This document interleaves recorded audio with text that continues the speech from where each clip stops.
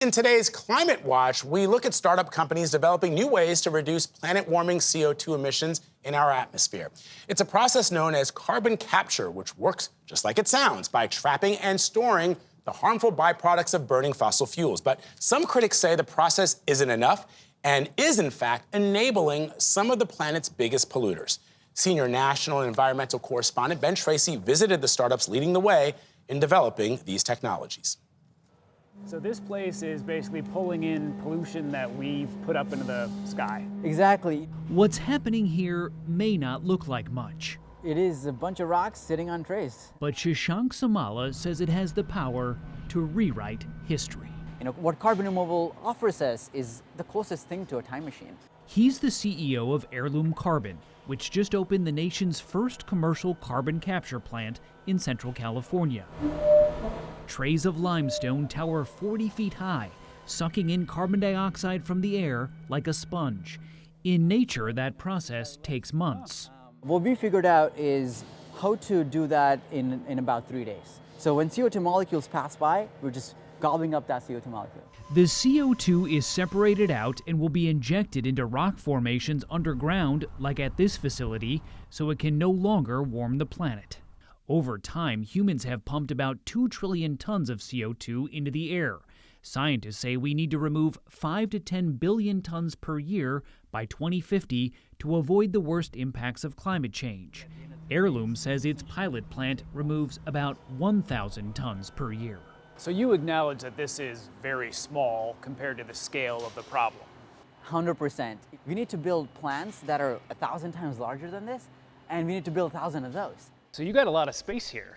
Yeah, absolutely. At this warehouse in Arkansas, a startup called Graphite is taking leftover material from timber and rice mills and locking away the carbon dioxide that plants naturally remove from the atmosphere through photosynthesis. This is 50% carbon. 50% carbon in that material right there, and it's dry, and because it's dry, it won't decompose. Before the material releases its stored carbon, Graphite turns it into bricks, wraps them up, and buries them underground at sites like this one, the size of 30 football fields.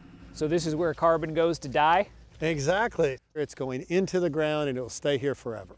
As we transition to cleaner forms of energy, carbon capture is a way to offset emissions from airplanes, cargo ships, and industries like cement and steel, which for now still require fossil fuels.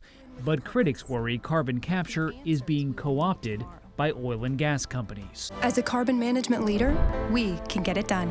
90% of the carbon capture and storage projects out there on the market are run by the fossil fuel industry. May Bouvie is executive director of 350.org, which opposes fossil fuel use. That industry is capturing carbon at some power plants to lower emissions.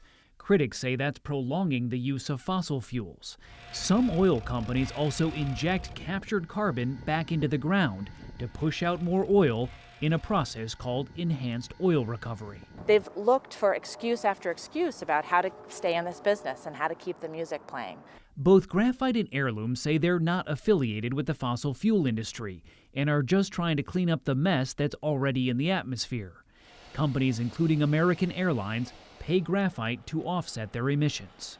Would you take money from an oil and gas company that wants to offset their emissions?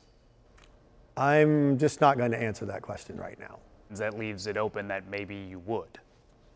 I believe in solving climate change, and I am encouraging the fossil fuel industry to do everything they can to reduce their emissions.